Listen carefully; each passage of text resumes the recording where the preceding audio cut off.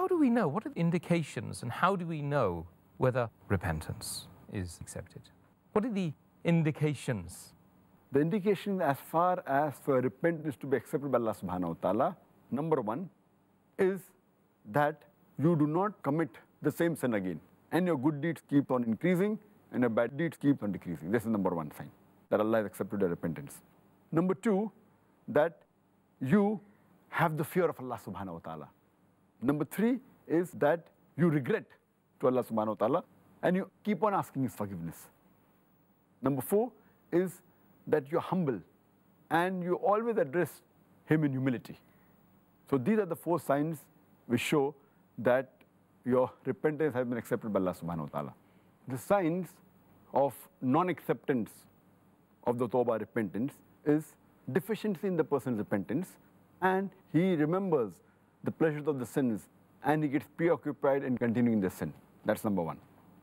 Number two, he is so sure that his repentance will be accepted as though he has got immunity and he's immune to it and surely he'll be forgiven. That's number two. Number three is that his eyes don't cry and his heart is hardened.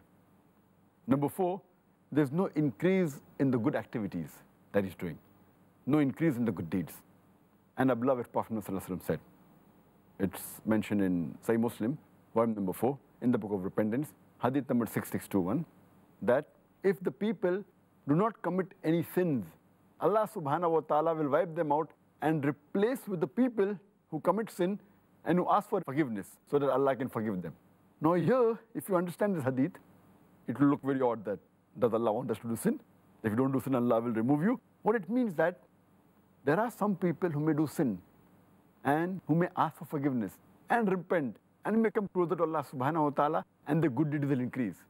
And these people will go to Jannah. On the other hand, some people who do good deed and they have a conceit. They're so proud of themselves and that will take them to the hellfire. So Allah says that if there's a group of people who don't do sin, Allah will replace them with the people who do sin so that they will ask for forgiveness and Allah will forgive them. That means you should have humility. So these are the signs for not acceptance of your tawbah. May Allah subhanahu wa ta'ala continue to accept repentance and our tawbah, Dr. Zakir. There is another question which I have, which is just to end this particular session, this particular show, and that is there any limitation to the sins that Allah subhanahu wa ta'ala can accept our tawbah for?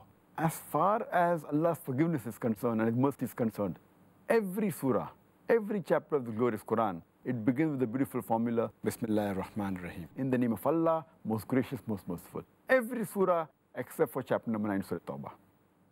And Allah subhanahu wa ta'ala says in the Quran, in Surah Zumar, chapter number 39, verse number 53, that, O my servants who have transgressed against their souls, despair not the mercy of Allah subhanahu wa ta'ala.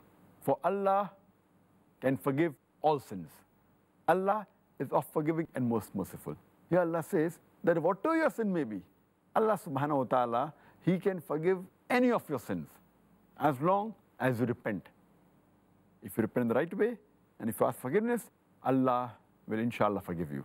And our beloved Prophet ﷺ said, it's mentioned in Sahih Hadith of Ibn Majah, Hadith number 4251, the beloved Prophet said that every son of Adam, he commits sin. And the best is the person who repents. If you commit sin, no problem, but if you repent, then you're the best person. Repentance is very important. It's mentioned Hadith of Tirmidhi, Hadith number 3540, where a beloved Prophet ﷺ said that Allah says, O son of Adam, you may do any sin, and I will forgive all your sins. Even if your sins reach to the clouds in the sky, I will forgive them. You ask me for mercy, and I will forgive you. It's further mentioned hadith of Sahih Muslim, hadith number 6246, where the beloved Prophet ﷺ said that Allah says, even if you do sin day and night and ask for forgiveness, I will forgive you. You ask me for pardon, and I will forgive you. It's mentioned in Sahih Bukhari, volume number 8, hadith number 5999. There were some prisoners of war who were released, mainly children and women. And one lady, she searches for a son, and she cannot find a son. The moment she sees any child, she breastfeeds the child. Then another child she sees, she breastfeeds the child.